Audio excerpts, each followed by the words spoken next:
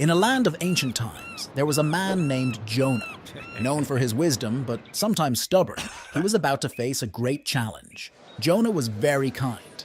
People in the city came to him for help because he was wise and gave good advice. He loved talking to God and prayed a lot, showing he really cared about being good and kind. One sunny day, God spoke to Jonah. Jonah, you must go to Nineveh, a city lost in wickedness. They do not believe in me, and their evil ways have reached me. In 40 days I will destroy Nineveh, unless you change them. But Jonah was afraid and didn't want to go. Instead of going to Nineveh, Jonah boarded a ship to Tarshish, hoping to escape his daunting task. Out at sea, a fearsome storm erupted. The sailors, terrified, wondered who had brought this misfortune. Meanwhile, Jonah slept below deck, unaware of the danger. The sailors cast lots to find the cause of the storm, and the lot fell on Jonah. He confessed, "I am running from God's task. Throw me into the sea, and the storm will cease." Reluctantly, the sailors threw Jonah into the raging sea. Miraculously, the storm stopped. The sailors were awestruck and pledged to serve Jonah's God. In the deep, Jonah was swallowed by a giant whale. Inside, it was dark and damp, a strange room. Jonah prayed earnestly, realizing he could not hide from his duty. He promised to fulfill God's command if he was saved.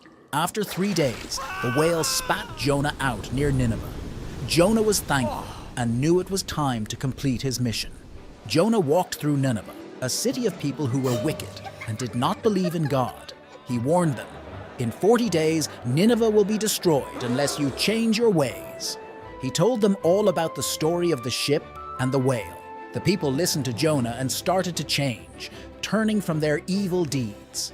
When 40 days had passed, Jonah camped out in the desert to see what would happen to the city. The people of Nineveh now believed in God and repented. God saw their change of heart and did not destroy the city. After Nineveh was saved, Jonah felt upset. He couldn't understand why God spared a city that had been so bad.